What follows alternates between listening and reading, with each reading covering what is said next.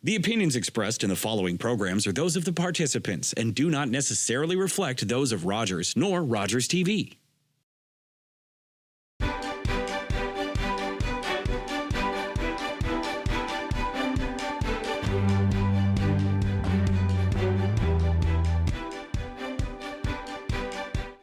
Hi, and welcome to Politically Speaking. I'm David Shearman. My guests today are the Warden of Grey County, Brian Milne, also Mayor of Southgate, and we have Josh Gibson, who is Manager of Housing Services. I think I got that right, Josh, for Grey County. And in the second part of the show, we'll have Natalie Machaco, who is the Forestry Coordinator, I think, for Grey County, because we're going to talk about trees, which are an important part of Grey County. Anyway, Josh, you have the housing portfolio here in Grey County, or at least you are the sort of go-to guy with respect to housing. What's involved in the work you do? Yeah, so thanks, David, and appreciate you having us on the show today to talk about this housing and homelessness. So my role is manager of housing programs, and I oversee the administration of waitlists for community housing, which is really just around what rules we have in place for how people get put into rent-geared to income long-term housing units. And then I oversee our housing programs, which support with financial assistance, last month's rent, utility arrears, rental arrears, those types of things to keep people housed. We want to prevent homelessness wherever possible.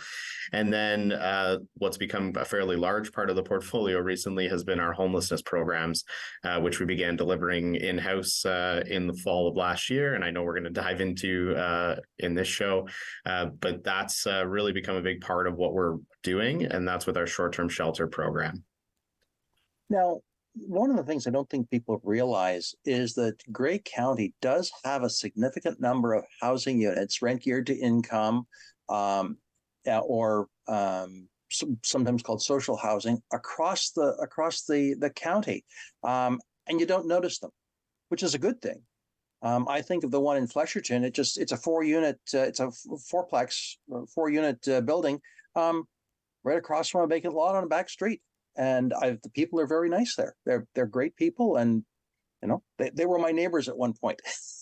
so it's but the housing is generally integrated into the community. Is that correct?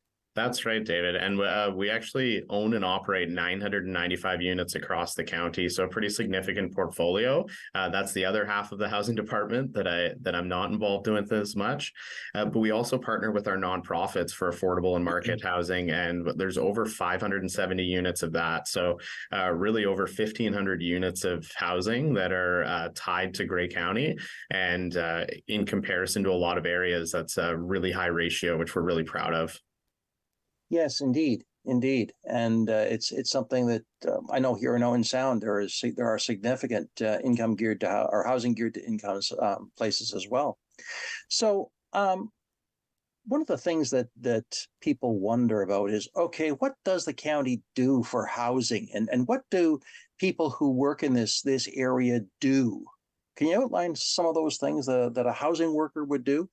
Yeah, so part of our short-term shelter program, which we operate locally as an emergency basis when somebody's without shelter, is we do a lot of outreach. So Monday to Friday, we have a staff person who would meet with people at the motel, help walk through what their specific barriers are, do some room checks, reinforce the message of the day, any rules, try and support with liaising with landlords. So they're going to give them a message around how do we present at a unit viewing, how can we help refer them to other services to either increase their income so that the housing's more affordable, or can we get them support for a medical thing they're facing, be it physical, mental, or substance related.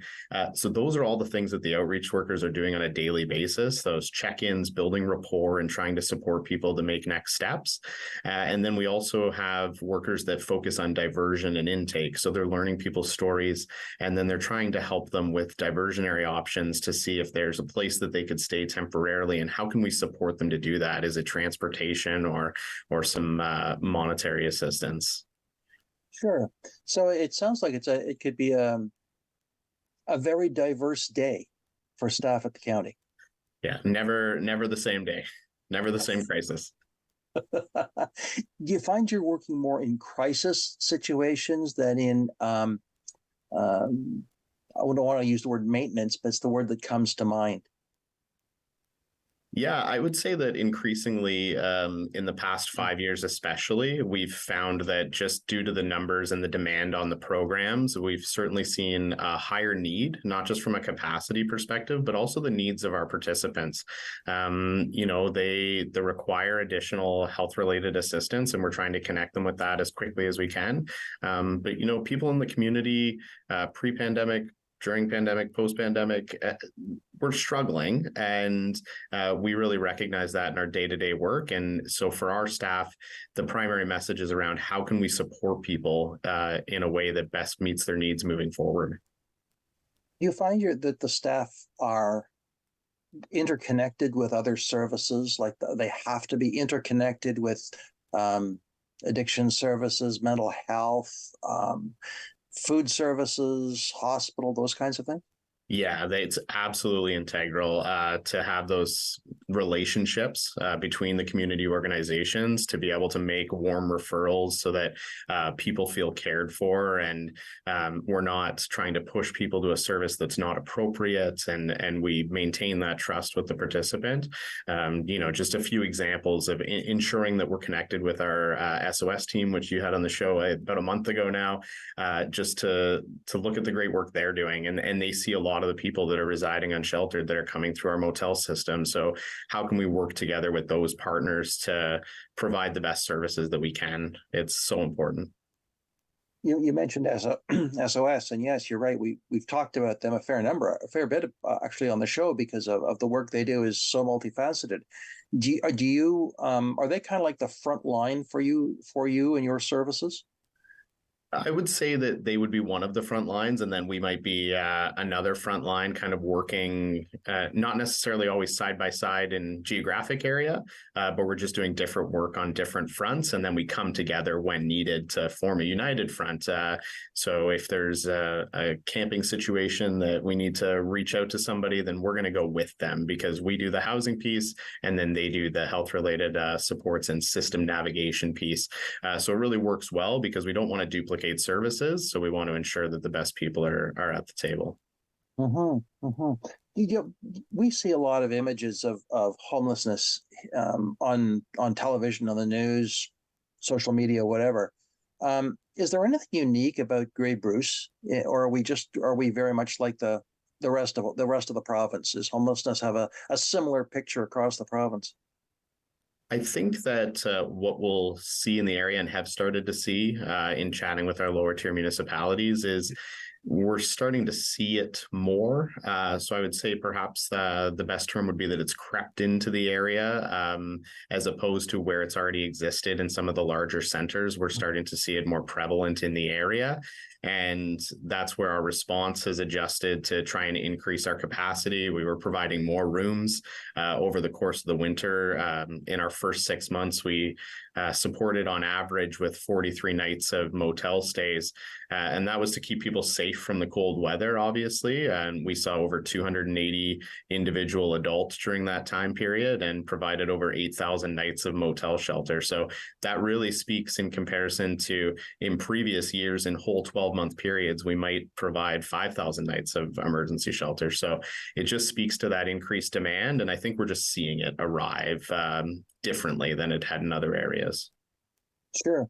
I know that the pandemic also made a huge difference because you had increased funding from the federal and provincial government that was flowed through, and maybe able to offer more programming.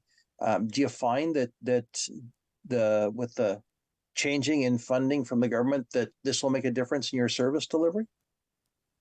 Yeah, that was an interesting period of time when a lot of the funding flowed through housing, because at the time it was the easiest funds to inject to the service managers.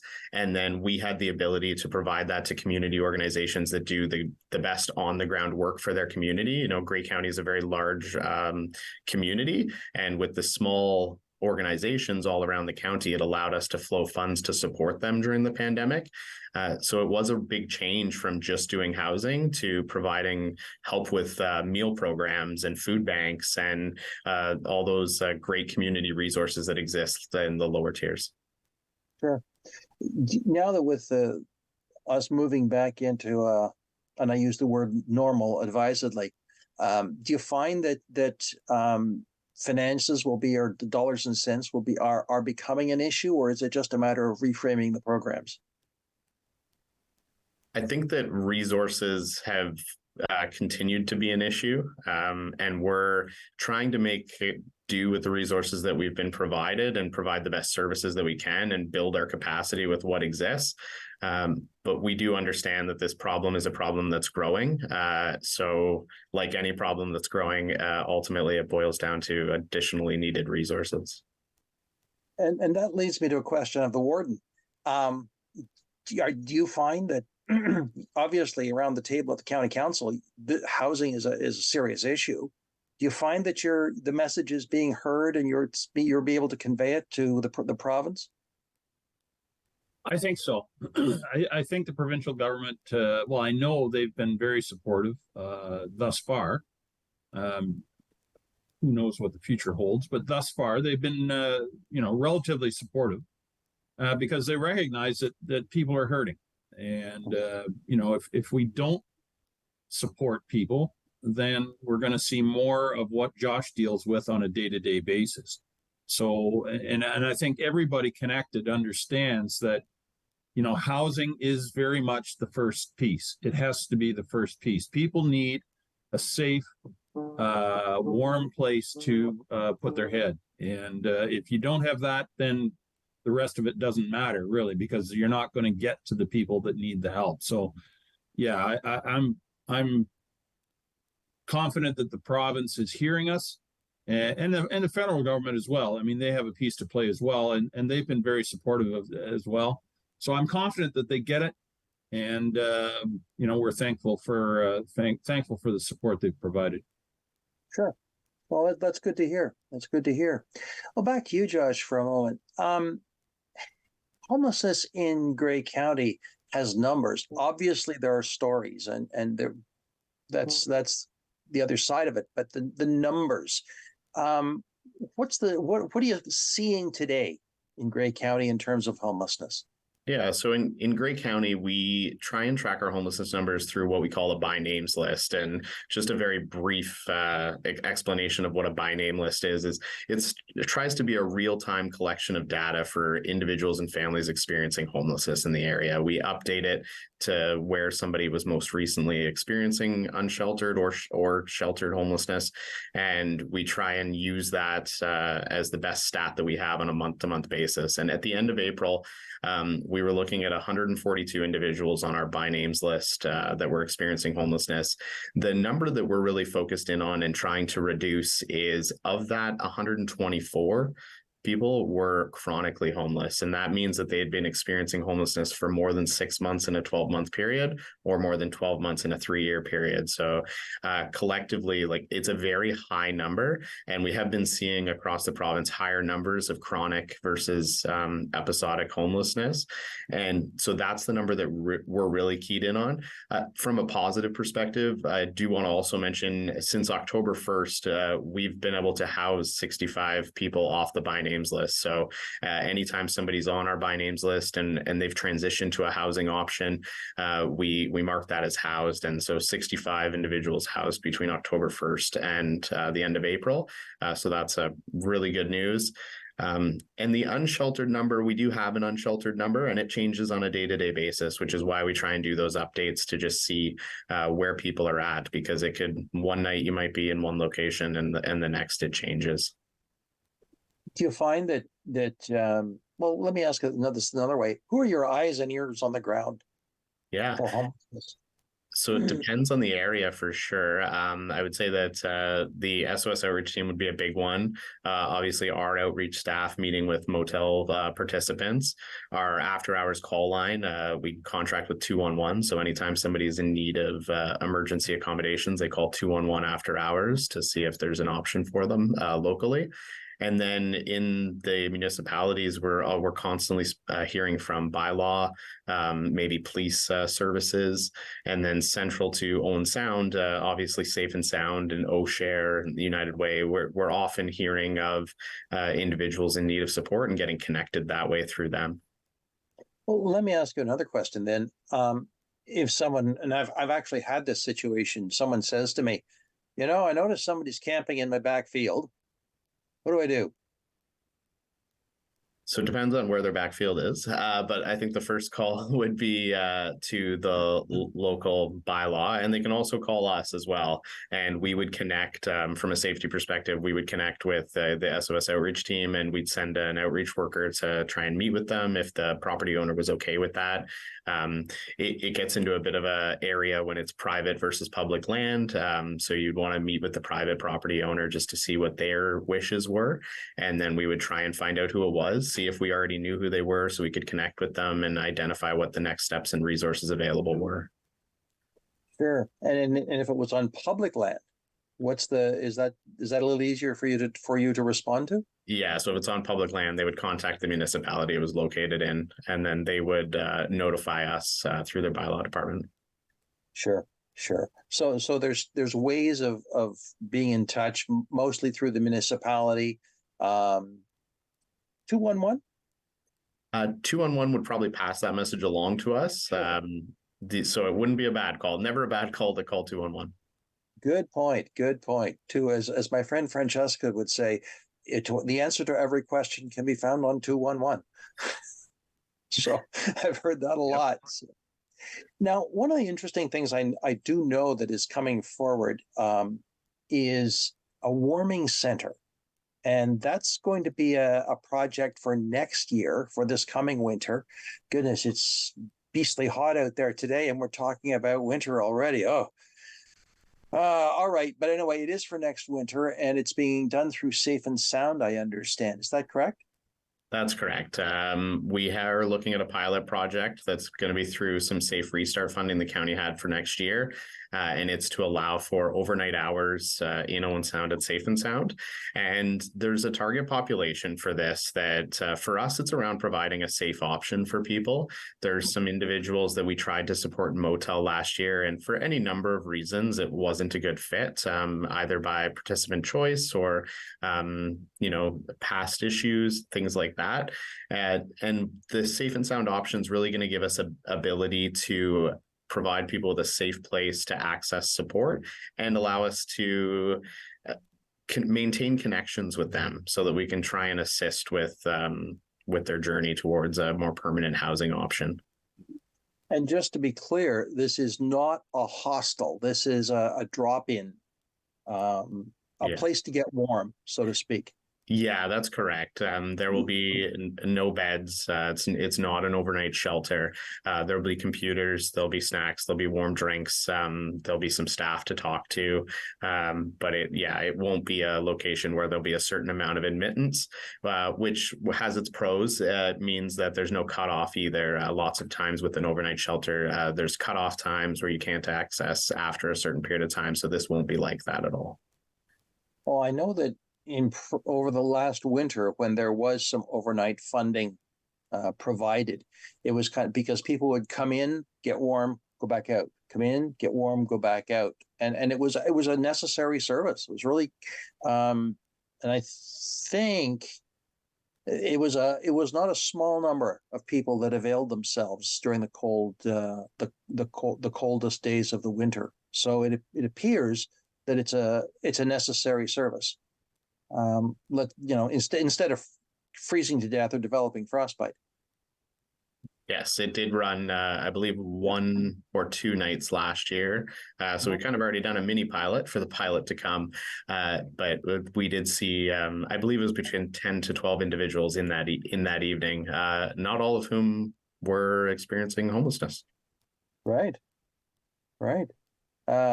Which leads to a whole other question for another time, and that's loneliness. Community. Yeah. Now, here's a question that I'm sure is on some people's minds, because I know how people think. you're dealing with a very marginalized population.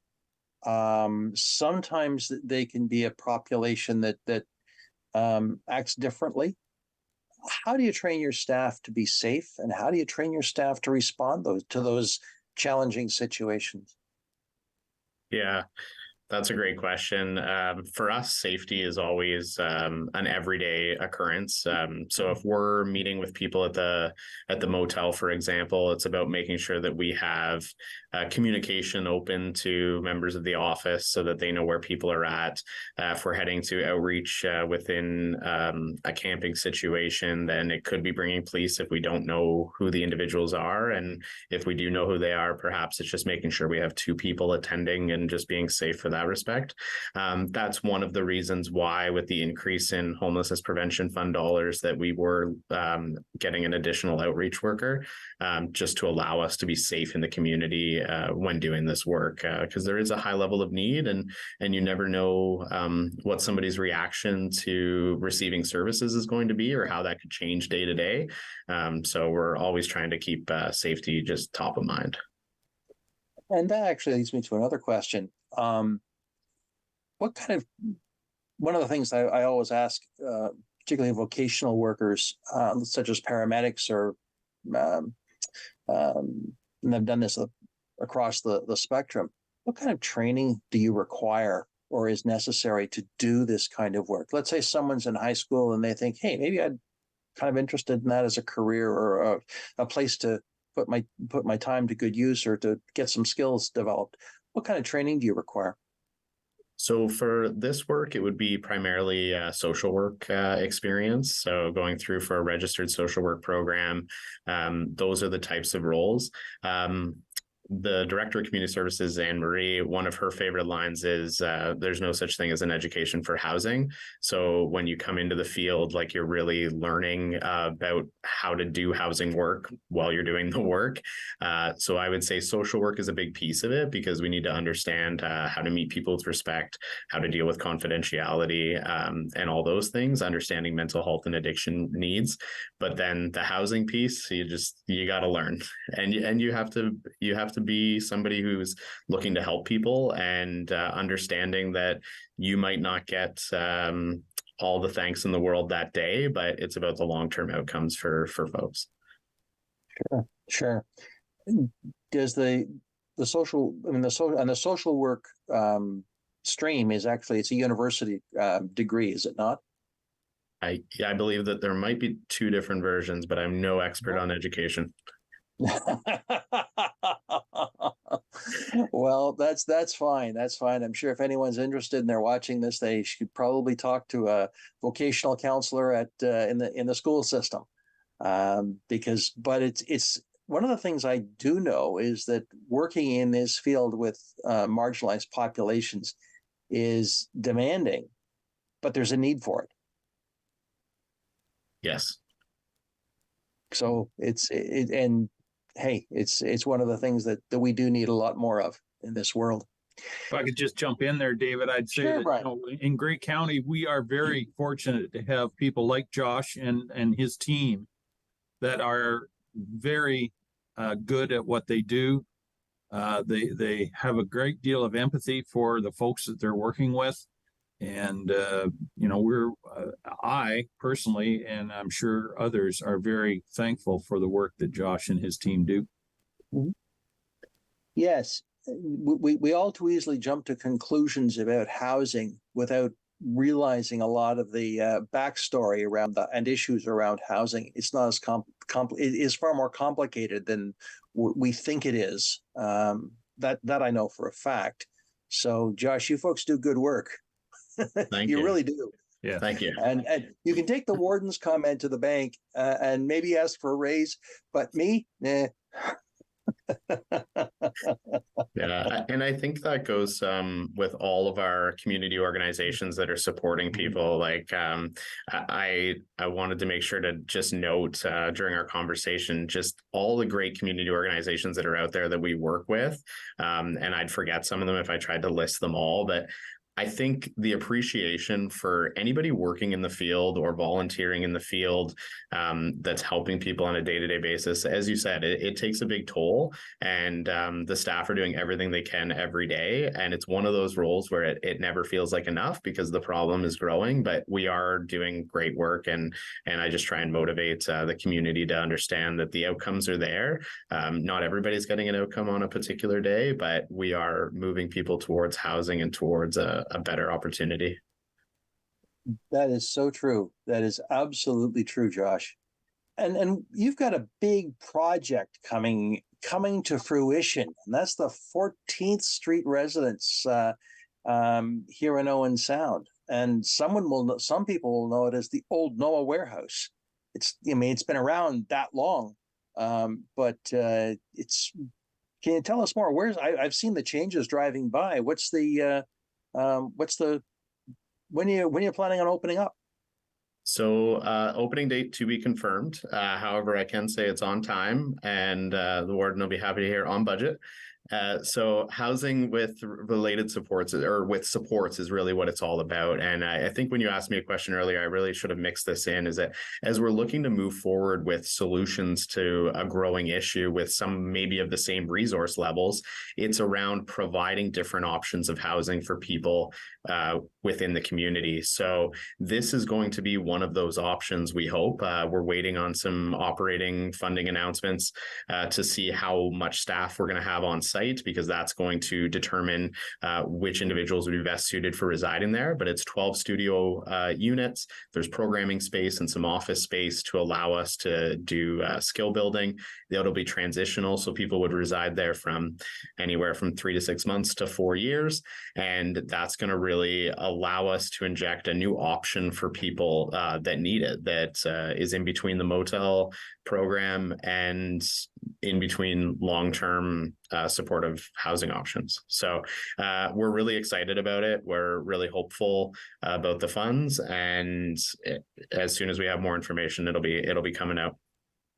Well, that's good to hear, because people watch, they see the building rolling to completion, but everyone else, okay, when's it going to open? When's it going to open? And I'm sure, Brian, that you and your fellow politicians will be there to cut the ribbon. Absolutely. Yeah. Most politicians never met a camera they didn't like, but we are very, all kidding aside, we are very excited about this project, because again, housing is the first step. It's a critical step. And, if you can get people safely housed, now we can start to deal with some of the other issues going on in your life and try to build your life back. It's so you can cope with whatever's going on in the world around you. So we're excited about it and looking forward to seeing it open. Well, that's great. That's great. Well, we'll have to watch for that as we come to the end of our season. If it opens in the summer, folks, just watch for that. And if it happens in the fall, we'll have to have you back. Can do. We'll talk about it. Well, that's great. That's great. I'm just trying to think if there was one other question I was going to ask you, Josh. One of the things which you have alluded to is that there is great cooperation between different agencies here in Grey County.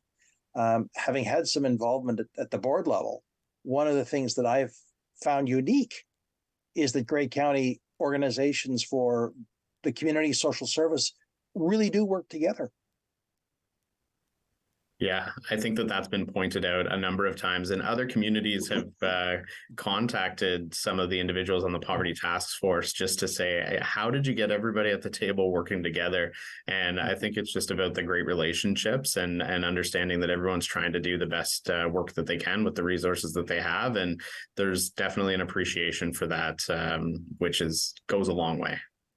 Sure, as well as at the county table too. At this point, we're going to take a break because I hate to tell you, Josh, your colleagues waiting in the waiting room. So, friends, I'm David Shearman. This is Politically Speaking, and yes, we'll be right back.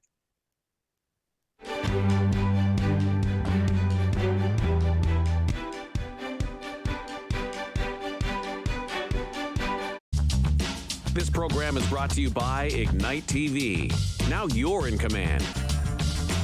Visit Rogers.com for more details.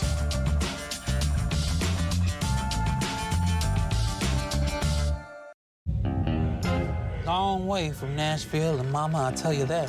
Performed from Montreal to Boston to Los Angeles. But Toronto, that's my chosen home. Sure, when I'm walking down Yonge Street, I see some funny people who have the nerve to point the finger at me. And grin and smile and whisper.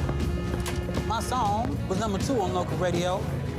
Sold 10,000 in Toronto alone. Turned down Ed Sullivan because they asked me to remove my makeup. Wouldn't do American Bandstand because of their segregation policies. I was just being me. Never tried to explain myself to anyone. And besides, none of that to worry, Jackie, because I know I look good. Got a new way of loving, baby. Thought I want to teach it to you. Jackie Shane was a pioneer transgender soul singer, a central figure in the Toronto R&B scene. She helped shape what we know as the Toronto sound. Hi, I'm David Shearman, host of Politically Speaking. Join me for my next show, where my guest will be Warden Brian Milne of Grey County. Politically Speaking on Rogers TV.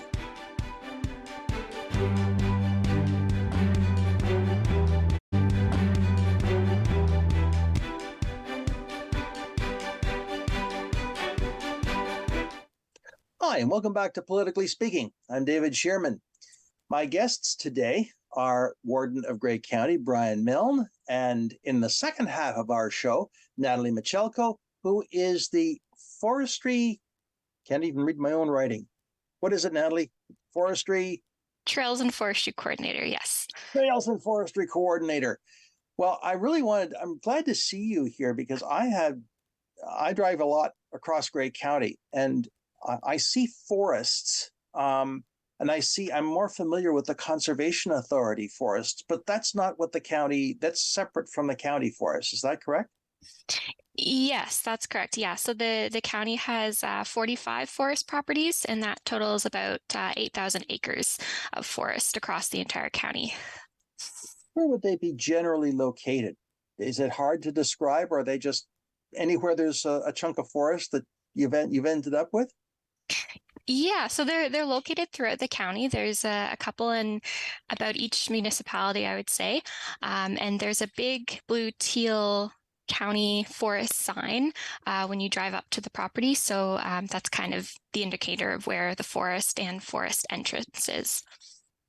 And how have they come into the responsibility of the county? Is there history there?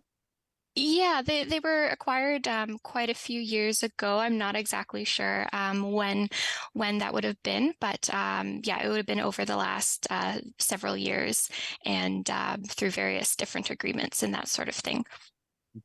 Mm-hmm. Brian, you don't have any light to shed. It predates you, I presume, some of these forests.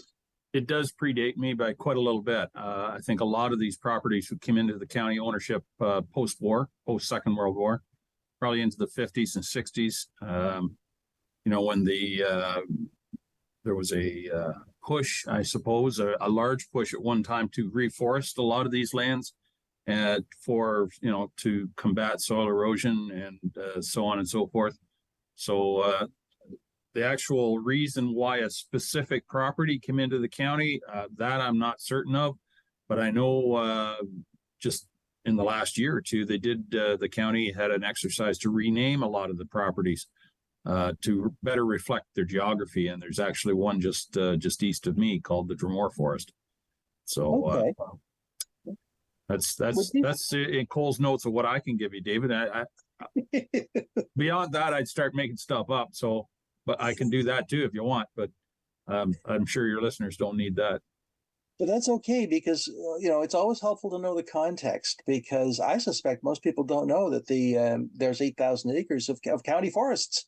Would these be when you mentioned replanting, would these be I remember seeing forests which had rows and rows of trees, or pine trees usually, just row upon row upon row. Would that be the kind of forest land that we're talking about, or are these logged off and reforested plantations, or what are they? Natalie?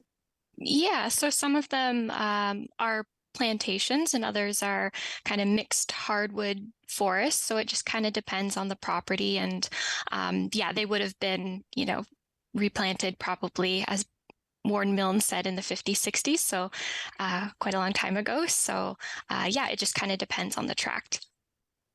Gee, they're coming to a little bit of maturity then at this point. Yeah. Well, what can these lands be used for, Natalie? What are the possibilities for use of these properties? So there's a variety of recreational opportunities. To name a couple: hiking, biking, cross-country skiing, snowshoeing, snowmobiling, horseback riding, and hunting and fishing. So different forest tracts have different prescribed uses, but those are kind of the main ones that are permitted. Are there maintained trails in any of the forests? There's a few forests that have improved trail systems. So those are trails that kind of have regular maintenance. They're higher used. They're maybe more in settlement areas. So the Derby Tract, for example, that's a pretty popular forest, and it has some great trails. So yeah, definitely some forests that have higher use and more maintained trails. Is there a map available of where these tracts are? Yeah, so on the Grey County Visit Grey website, there's a interactive map where you can go and see all of the forest tracts, the permitted uses, and other details such as when the forest was last harvested. So that's a really good tool. And then on the Visit Grey website, there's also a web page for each individual forest tract. So there's a few ways to find out that kind of information. And yeah. Well, what's the predominant? I guess it would depend on the tract itself, but what's the predominant? Is there any predominant wood type or terrain type that you would find on these tracts? Are they hardwoods, softwoods? What, you know? Yeah, it definitely depends on the forest. Yeah, there's lots of hardwood, mixed hardwood, but then there's also the plantation style forest as well, and it can change within the forest tract. So it's kind of a cool thing to go out and explore, and you're in one forest type, and then you walk up the trail a little bit further and you're a different forest type. So it's pretty neat, kind of the diversity that's throughout the Grey County forests. Are there any old growth tracts at all? Pieces of land that have never ever been logged or cleared? Not to my understanding. They've been historically harvested for the past, 40, 50 years since they were acquired. So in the definition of old growth, I would say no, not necessarily. But yeah, all of the Grey County forests are working forests, so they do go through regular harvesting. Okay. Is hunting permitted in any of the forests? Yeah, so hunting's permitted in all of the forests except for 3, and that's Derby, St. Vincent, and Fardin Lake. And if do people have to have a permit to go hunting on them, or is it just show up and do? Yeah, this time there's no permitting or anything like that required.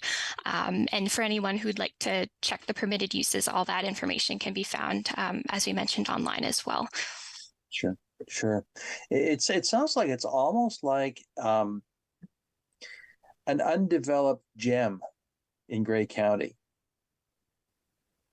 Yeah, I would agree with that very much, David. And I think one of the things that is most beneficial for other landowners in the county is that it gives an opportunity to show what's possible with a managed forest in terms of both revenue and in terms of how the woodlot can develop. You talk about old growth. It's not really a healthy environment in terms of production. So land is worth a lot, obviously. And the woodlot needs to, if it's managed correctly and properly, an acreage of woodlot should be as productive as any cash crop over an extended period of time, say over 30, 40 years. That woodlot would generate as much revenue as corns or beans, for that matter. So it's a education tool, if nothing else, for sure. So you want to encourage development of woodlots among landowners. Yep, I think it's a good thing. It's good for Sure. wildlife. It's good for the tree canopy. It's just it's a good thing to do. Yes, good for carbon capture and all those lovely things that we're so concerned about these days. 100%. Yeah, yeah.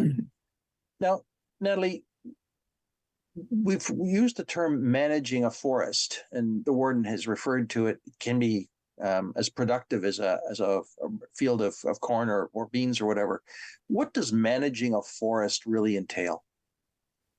Yeah, so how Grey County manages its forest is through good forest management practices, and it's in accordance with an approved forest management plan, and that outlines the harvest schedule for the selective harvesting of trees in different forest tracts. So the selective harvesting means that the trees are removed based on a certain criteria, such as tree height, maturity, age, and whether the tree is diseased. And this type of management creates a diversity of age classes or forest stand structure. And this could reduce the prevalence of pests and pathogens, and it also increases the diversity of tree species. So that's how Grey County currently manages it. And the good forestry practices, as Warden Milne said, they ultimately contributes to forest productivity and health, and allows the county to provide multiple recreational opportunities in the forests. Well, does this also add a little bit of cash to the county budget? Yes, it does, which is very important. Sorry, Natalie, I jumped in there, and I just, as a politician, I couldn't help but say, yes, it does. Any idea how much it contributes, Brian? It's significant. I can't honestly tell you dollars and cents. Natalie would have that, I imagine, but it is significant, and it's a line item in the budget for sure. Sure. So it's basically a resource, an income resource for the county. Yes. Yep. Interesting. Now, I drive around Grey County a lot. Bruce County is, but more gray, and I always see lumber trucks. Trucks and the pup trailer is loaded with logs, and they're headed somewhere, presumably to a mill. And it reminds me of my days in New Brunswick, where you really had to dodge the big lumber trucks. But is that the kind of harvesting that you actually have, Natalie? It's a commercial operation that the county doesn't do it itself. That's right. Yeah. So the work is contracted out to loggers, and they perform that work. And where does it go? What do you have any idea where the wood ends up? Not exactly. Typically, it goes towards saw logs or fuel wood. So generally, it is used locally, but I'm not sure exactly where it is distributed and where it would go. So the days of Krug Furniture and the other furniture makers are long gone. Grey County wood does not go into furniture anymore. I wouldn't say that 100%. There are still some local mills around that cut saw logs for lumber. And, there are some small furniture manufacturers very much active in Grey Bruce. The horse and buggy community have a number of sawmills that they make different things out of lumber. We don't see the likes of, say, Interforest in West Grey anymore at Durham. We don't see mills like that much anymore. But there is a small but vibrant wood industry in Grey County. There's no doubt about that, and they're a fairly large consumer of local lumber as much as anything. Sure. Well, Natalie, I have a question about you and your work before we get into the my next big question.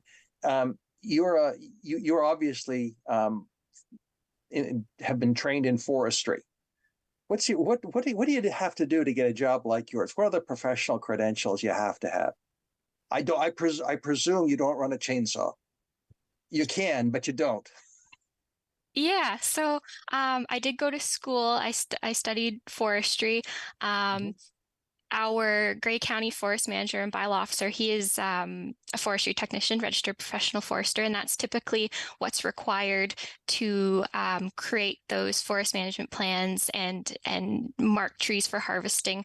So he has, Lee Thurston, he has those types of qualifications, and my role looks more at kind of the management and participating in some of those forest harvests and distributing the material involved in that, and updating the forest management bylaw as well.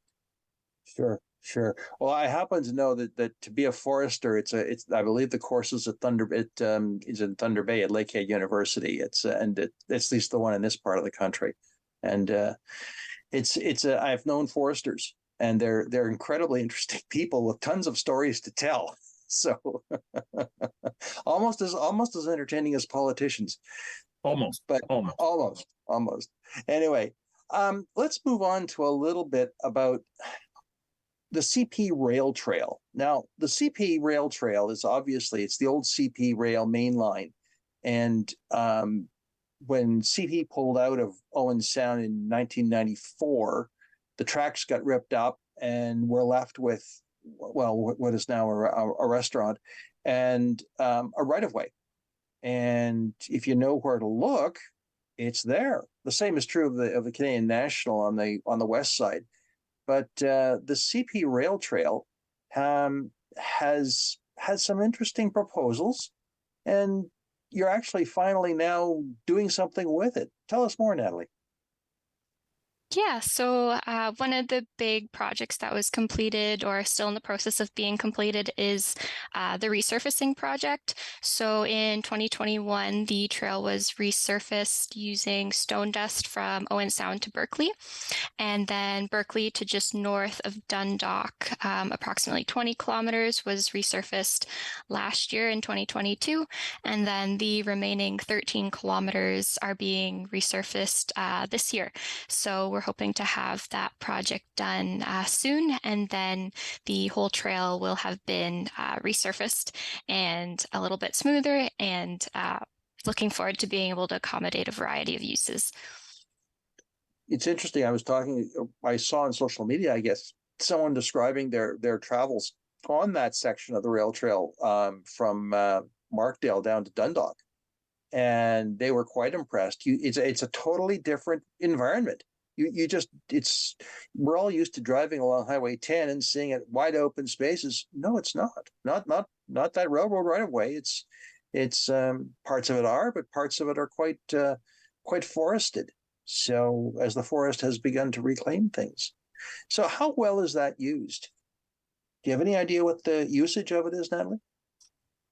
Yeah, so we have the local clubs, the snowmobile clubs and the ATV clubs that use the trail, and that's kind of, they coordinate rides and events and that kind of thing. And then we get lots of feedback from hikers and cyclists as well. So I don't have any exact numbers on use, but we've been receiving lots of feedback on the new surface, as you mentioned, and just how much they enjoy it and getting out and being able to walk the trail.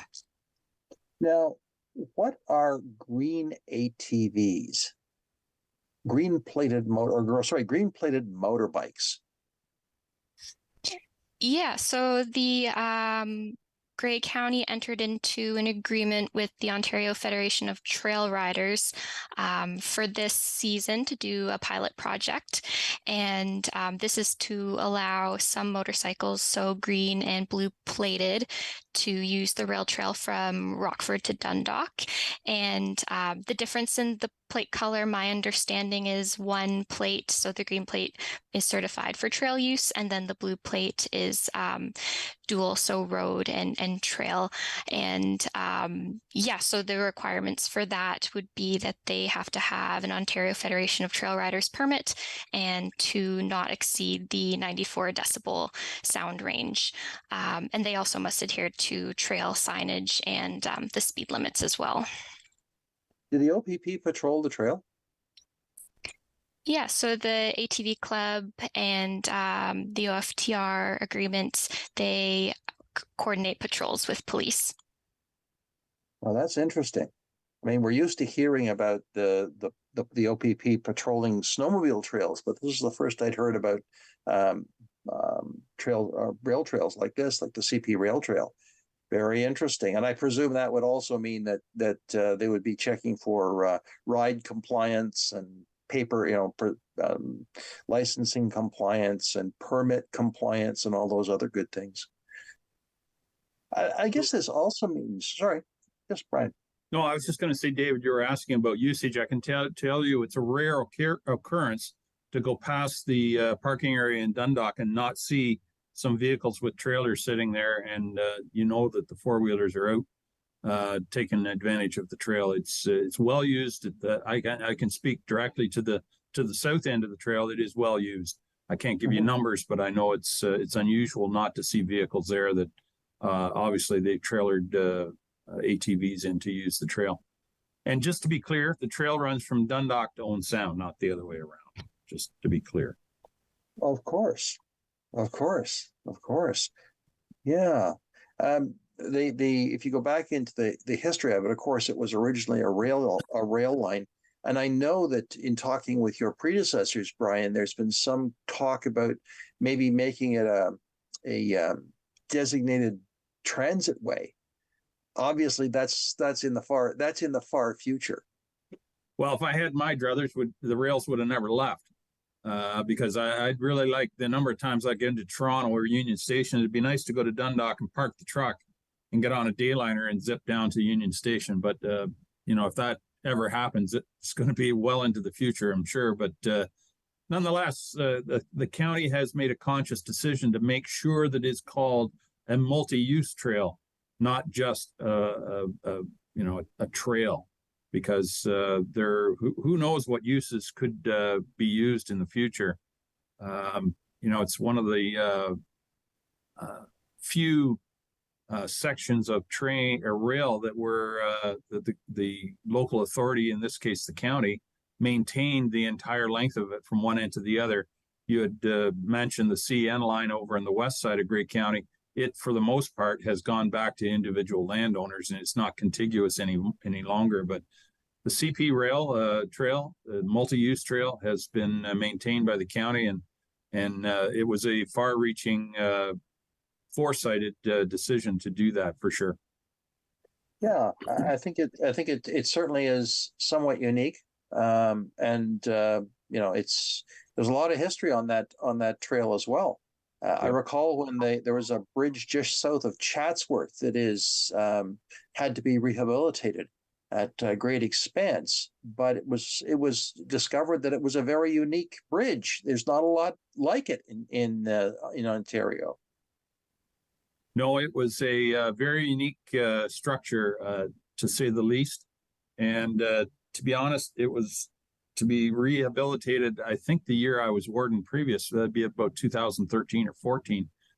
And, it was going to be, and it was very expensive to rebuild. A cheaper or less expensive option was brought forward and was considered. And then there was some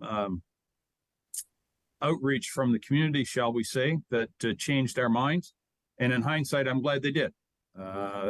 Miss Allie Boltman was one of the advocates to change our decision, and I'm glad she did, because it is a wonderful structure. You can get a glimpse of it if you're on Highway 10, but it's far better to drive down. I forget the name of the street just on the south edge of Chatsworth, but drive down that side road, get out and walk. It's a beautiful structure for sure. Best time to see it is actually in the winter. True as you're enough. going because if you're going down 10, it's probably the best way to see it, because it's the leaves are not there. Yep. So I was trying to think. Yeah. Okay. So Natalie, what kind of your work is almost long term. It's not short term. I mean, the plans are sort of are there, and you're following a blueprint mostly that is guided by the needs of the forestry and so on. How does it feel to work in a work that is you're not going to see the fruits of your labors in some cases?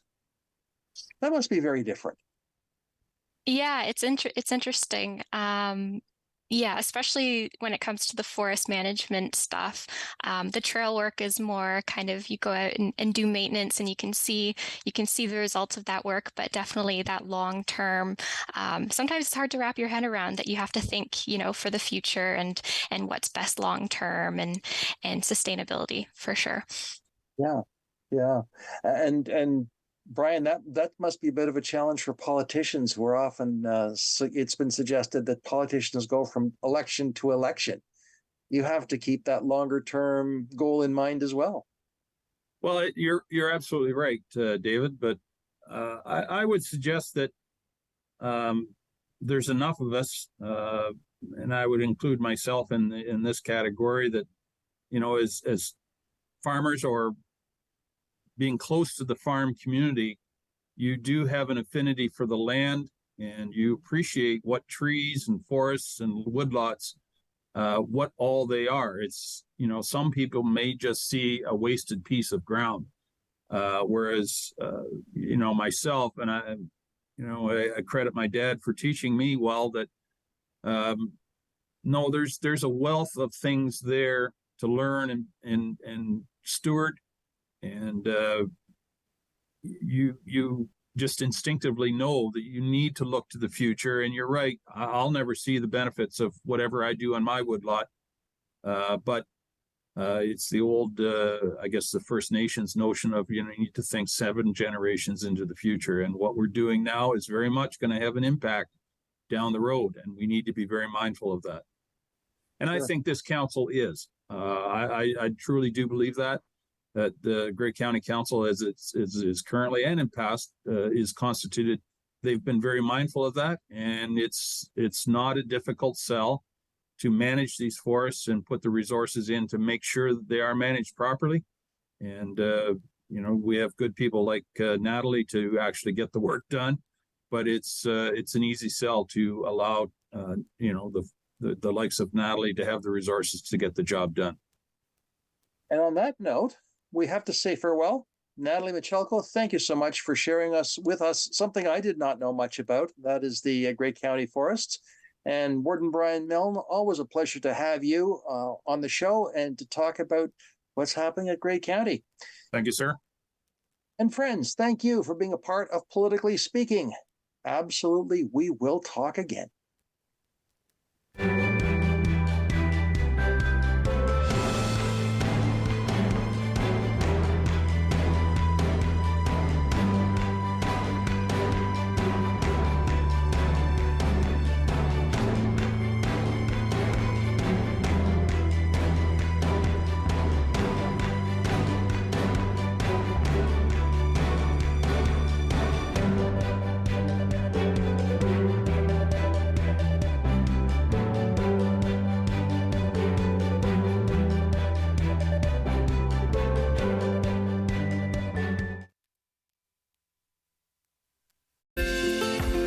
Call the Rogers TV Viewer Response Line.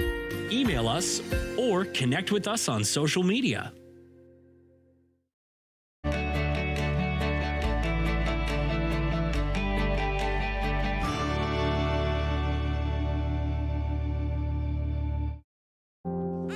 Connection. We all need it. We live for it. It makes us feel like we're a part of